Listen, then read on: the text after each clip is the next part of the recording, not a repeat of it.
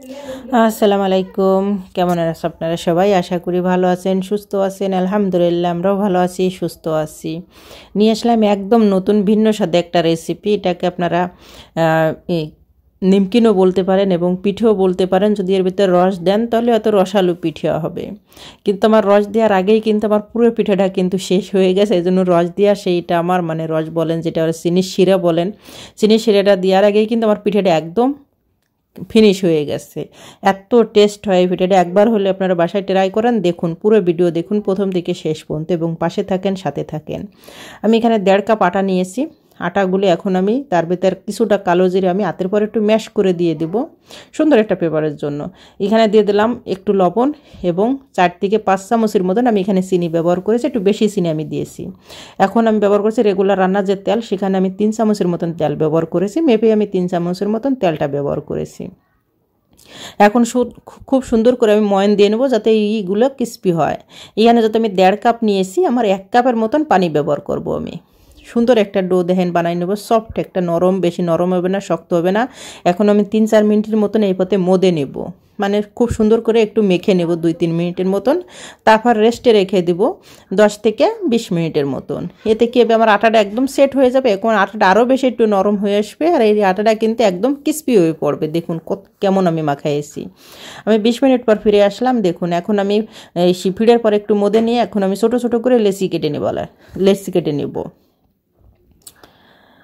আর অবশ্যই আপনারা পুরো ভিডিওটা দেখার জন্য চেষ্টা করেন, তাহলে অনেক কিছু শিখতে পারবেন, জানতে পারবেন এবং আপনারা আমার পাশে থাকবেন। এই সব সময় আমি এটাই চাই যে আপনারা আমার পাশে থাকুন। সাপোর্ট যদি আপনারা করেন তাহলে আমি অনেক দূর সুন্দর সুন্দর ভিডিও বানাতে এবং অনেক দূর যাইতে পারবো। আপনাদের সাপোর্ট ছাড়া কিন্তু কোনো কিছুই করা সম্ভব নয়। এখন আমি পাতলা করে রুটি বলে নেব, বেশি মোটাও এটা কিন্তু, এই রুটিটা যত পাতলা আপনি করতে পারেন, বেশি মোটা হবে না। যতটা পাতলা করতে ততটাই কিন্তু এই পিঠে বলেন এবং বিস্কুট বলেন, আমি এটাকে বিস্কুটই বলি। আমি যদি এর ভিতরে রসটা চিনি শিরাটা দিতাম তাহলে হয়তো পিঠে হয়ে যাইতো, যত বিস্কুটের মতন। আমি এখন যেরকম পুরি বাজেন, সে পুরির মতন আমি একটা গ্লাস নিয়েছি স্টিলের, আমি ছোট ছোট করে গোল করে কেটে নেব, একদম পিঠের মতন, লুচির মতন, পুরির মতন, যেটাই হোক কেটে নেব। এখন হালকা একটু পানি নিয়ে আমি হালকা পানি নিয়ে ট্যাপ করে নিচে একদম মাঝখানে আমি লাগিয়ে দেওয়া লাগছি। আমি এখানে 3টে কিন্তু লেচি বসাইছি, একটা না 3টে।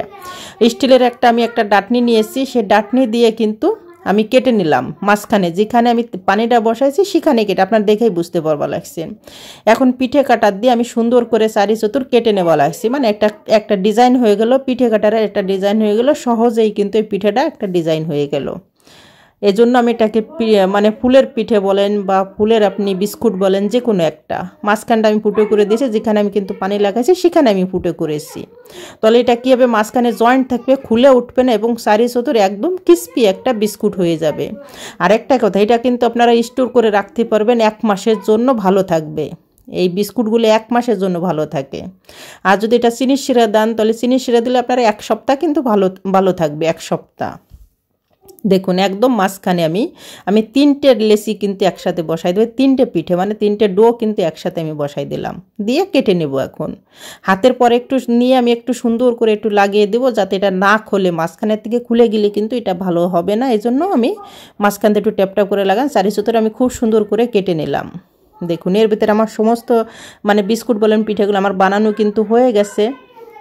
নিমকিন বিস্কুট, নিমকিনও বলতে পারেন। এখন আমি ফ্রাই ভাজার দিকে চলে যাব। কড়াইতে পরিমাণ মতন আমি তেল দেব, যতটা আমি ভাজবো ততটা।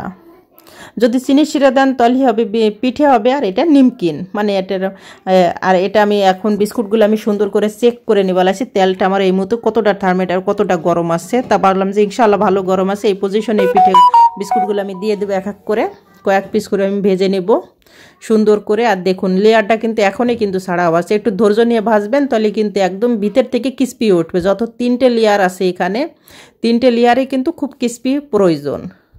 আর অবশ্যই সময়ের সঙ্গে আর 3টে লেয়ারে কিন্তু এখনই দেখতে পাচ্ছেন কত সুন্দর কিন্তু ফুটে উঠছে। একটা কিন্তু ছেড়ে দেওয়া লাগছে, একটার সাথে কিন্তু একটা লেগে নেই, শুধু মাঝখানেরটাই কিন্তু লেগে আছে। অবশ্যই খুব সুন্দর একটা কালার অনুযায়ী আমি ভেজে নেব। আর দেখুন কত সুন্দর দেখা যাচ্ছে ডিজাইনটা, মাশাআল্লাহ খুব সুন্দর একটা ডিজাইন হয়েছে, নতুন একটা ইউনিক একটা ডিজাইন পেয়ে গেলাম আমরা। আশা করি এই পিঠে আর মানে এই বিস্কুটের রেসিপিটা আপনাদের খুবই পছন্দ হবে। আমি বিস্কুটই বলতেছি কেন কি এটা কিন্তু আমি চিনি শিরা দেন, এই জন্য বিস্কুট। এই জন্য এই বিস্কুটের রেসিপিটা আপনারা সহজে কিন্তু বানাই নিতে। আপনারা যদি সামনে রমজান মাস আছে, মাহে রমজান, পবিত্র মাহে রমজান, সেই রমজানে কিন্তু ইফতারেও কিন্তু আপনারা এটা রাখতে পারেন। এতে কিন্তু পোলাপান সবাই কিন্তু খুশি হয়ে যাবে, বড় লোক মানে বড় মানুষও কিন্তু অনেকটা খুশি হয়ে যাবে। আমি এক এক করে বিস্কুটগুলো ভেজে নেব খুব সুন্দর করে, আর সুন্দর একটা কালার আসা পর্যন্ত। আর এটা কিন্তু একদম ভিতর থেকে কিন্তু ক্রিস্পি হয়ে আসবে, ভিতর থেকে ক্রিস্পি হতে হবে, এই জন্য ধৈর্যের সঙ্গে ভেজতে হবে।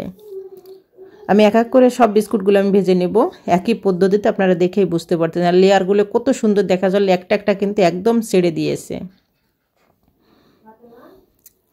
আশা করি আমার এই রেসিপি আপনাদের খুবই পছন্দ। যদি ভালো লাগে অবশ্যই চ্যানেলটা সাবস্ক্রাইব করে আমার পাশে থাকবেন, এবং চ্যানেলটা অবশ্যই এটা আপনার এই ভিডিওগুলো আমার করে দেবেন, মানে সাবস্ক্রাইব করে রাখবেন এবং পাশে থাকবেন, সাথে থাকবেন এবং শেয়ার করে দেবেন। অবশ্যই জানাবেন আপনাদের মতামত কেমন হয়েছে। সবাই ভালো থাকেন, সুস্থ থাকেন, আল্লাহ হাফেজ।